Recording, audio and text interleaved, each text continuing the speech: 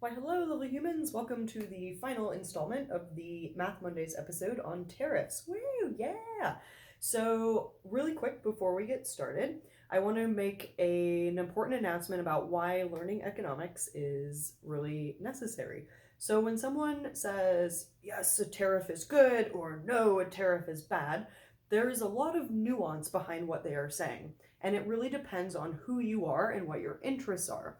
So if a tariff is bad or good, depends on if you're a consumer of a particular good or service, a producer, a taxpayer, a tax beneficiary, someone in the government. It really depends. And like most economic concepts, there's a lot more gray area than some policymakers might have you think. So the purpose of these videos and of my math videos in general is to make you more informed so that you can understand when people are, one, lying to you or telling you the truth, and two, so you can understand how different policies and how different ideas affect your life personally and affect the lives of folks around you. And hopefully, through education, it allows us to make better decisions, both as individuals and as a society. Cool. So, that all being said, with tariffs, the effect of a tariff really depends on the size of the country that is enacting the tariff. So in part 1 of this tariffs series, this is officially part 3, although I'm kind of calling it part 2 because there's only 2 parts that really deal with the mathematics, and this is a math series. So the first part is really introduction. It kind of talks about the pros and cons of tariffs and what some of the supporters say and what some of the opponents say. Then part 1, I guess, or 2 of 3, is looking at the effects of a tariff enacted by a small country. And this final part is looking at the effects of a tariff enacted by a very large country, or a country that kind of technically has a monopoly on purchasing a particular good or service. And actually, the US buys a lot of things from a lot of different countries. And so if the US enacts a tariff, it affects the world market and it affects the US in a different way than if a smaller country were to enact a tariff. So to understand that, let's bring out our handy dandy supply and demand curves again, with the recognition that these are just representations of economic markets. There are a lot of assumptions that we are making, and not everyone plays the same way.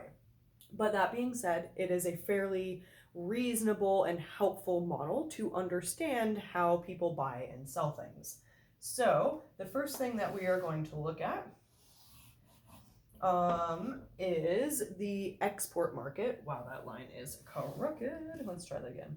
We're going to look at the export market. Is that better? Sort of, kind of. On the vertical axis is price. On the horizontal axis is quantity. And this is going to be the export market, aka this is a particular country that sells goods and services on the world market. So its supply and demand curve is going to look something like this, and we need to analyze this export market, well, in the market that it's selling to, which is the rest of the world. And so we draw another graph, which is the world market. On this axis, again, price, and here we're going to look at exports. So let's say that so really quick, the demand curve is going to be the lower one. The supply curve is going to go up because as price goes down, demand increases. More people want to buy the thing if it's cheaper, theoretically. And as the price goes up, more people are going to want to try to sell that thing, again, theoretically. It really depends on the particular good or service, but this is a reasonable approximation. So then if we look at the world market, we could say that the world supply is indicated with that. Actually, I'm going to use a different letter.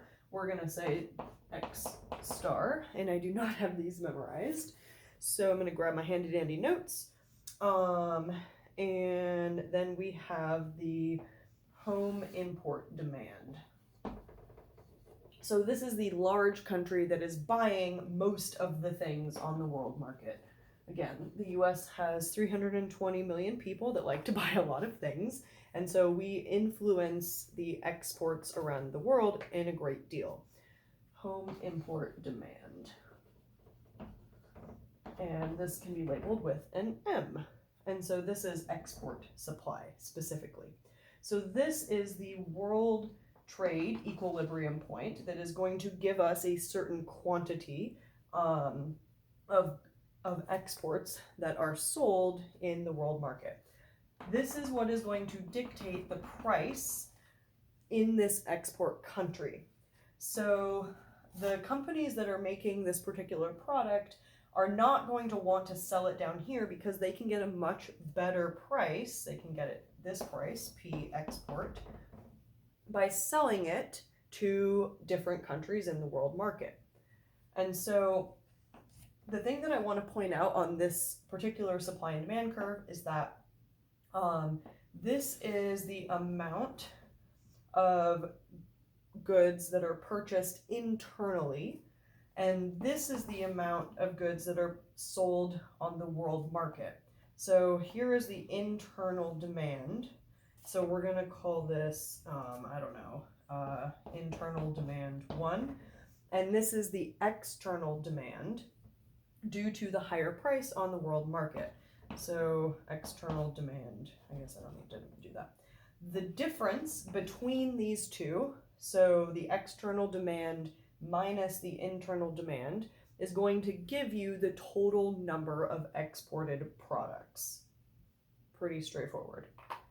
Another way to look at it is that the difference between the supply and demand curve, or the distance between these two, is the total quantity of things sold. Okay, so now let's say that we have, I am going to erase both of these because I need to draw better graphs. One of them I'm going to change. So now we're going to look at what happens when the major buyer enacts a tariff. So to do that, I'm going to draw some bigger graphs, hopefully with some straight lines. That's hilariously downsloping. So we're going to try to do that a little better this time. Okay, maybe that's better. That's way better. Okay. This is going to be price, and again, this is going to be quantity. So this is the home/buyer market. And now we also want to look at, again, at the same time, we need to look at the world market and how the tariff affects the exporting country. Wow, that is downsloping, but whatever, that's fine. And I'm going to change this to be imports so that we can understand how a tariff affects the imports coming into the home country. So again, this is the world. Okay, so previously we had a supply and demand curve like so, where this was the equilibrium point for the world. I didn't label it previously, I should have, but this is the same point as before. We're going to label that B star, and the star kind of just means that we're dealing with a free trade scenario around the world. So this is the equilibrium price if there is free trade, aka no tariffs. So now the home country is like, you know what, I want to enact a tariff. Maybe they want some government revenue. Maybe the producers in this country feel like it's not fair because they can't compete with the low wages of workers in other countries. Maybe there are some other reasons. For whatever reason, this home country says, we buy a lot of these things and we are going to enact a tariff. So the tariff causes the price to go up. So now we have our foreign export supply plus the cost of the tariff. And on the home front, here is our internal supply demand curve for the home market, where this is demand, this is supply. And whereas before, so this is going to be the price at free trade. Let's see if I can get this across okay. So this is price at free trade. So, and now this is the price of plus the tariff. So now this is going to come over to, and this is the price that consumers now have to pay due to the tariff. So we're going to say P, the reason why the star is nice is because you don't have this FT, but this is basically PFT plus the tariff. And it's a little bit, I guess, yeah, the reason why I don't like FT here is because it's not really free trade anymore because you have the tariff. I do like the plus T because it reminds us that the price is increased because of the tariff specifically. So now we can compare what happens with the tariff.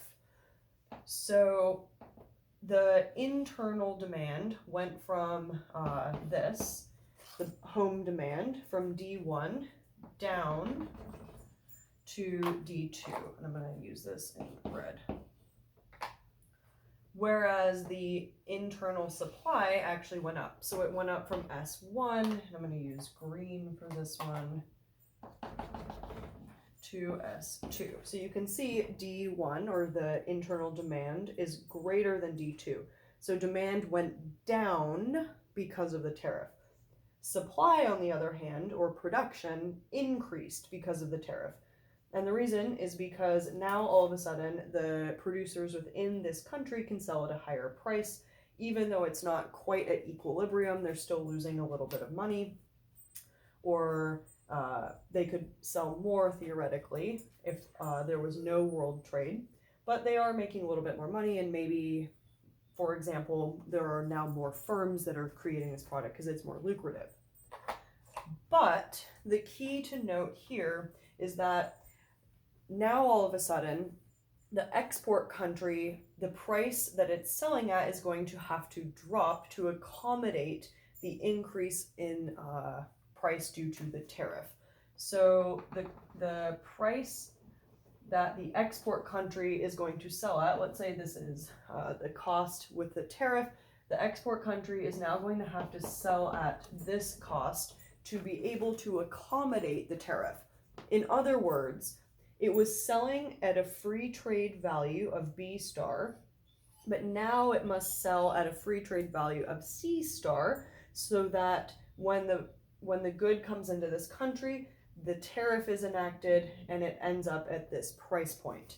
The reason why this happens is specifically because this buyer is a major buyer of this product. If the export country could find another purchaser of its goods, it would say, we're still going to sell at this B star price, or this price of free trade. However, it can't. We're also assuming that this country has not enacted, or not yet enacted, a retaliatory tariff. So if you bring this over, so basically now this is the new world trade price. So this is the world trade price plus the tariff. This is the new world trade price. And this is the price at free trade. This is the price being sold on the world market. It comes in, the tariff is enacted, and this is the price that these consumers in the buyer country are purchasing it at. This price right here. So now we can actually look at who benefits and who loses. Well, the consumers clearly lose, so we're going to highlight this in red. This is how much the consumers lose, this area right here. The government actually gains a decent amount in revenue. It gains this amount and this amount in revenue, and the producers also gain this amount by being able to sell at a higher price. Unfortunately, the export country really only loses, and it loses by about this much, or it does lose this much. So in the home country, if we label this A, whoa, that's a funky A, A, B, C, D, and E, then you have a positive A plus C plus E. C and E come in terms of tax revenue, and you have a minus B and a minus D. So the producers in the home country win, the consumers lose, and the government also gains. But unfortunately, the foreign market loses, which ultimately means the world market loses as well. And the really important caveat to make here is that this does not reflect what happens if there is a retaliatory tariff. So, for example, if you're talking about the US and China, if the US enacts a tariff on some goods imported from China, China decides to enact a tariff on goods that it purchases from the US, all of a sudden you're at a zero-sum game, and actually both of you are now worse off because your roles have now flipped, and so you've both lost this amount. So it's fairly nuanced, but a supply and demand curve is a really interesting way to approximate what happens to different economic markets when you change different parameters. So I'm going to leave it there for now. Please let me know if you have any questions about tariffs or about other economic policies. I would love to talk about issues that are current and issues that are pressing on your minds and your wallets. And hopefully we can all use our understanding of mathematics to make better choices for ourselves and our society. So thanks very much for watching, and we'll see you next time. Bye!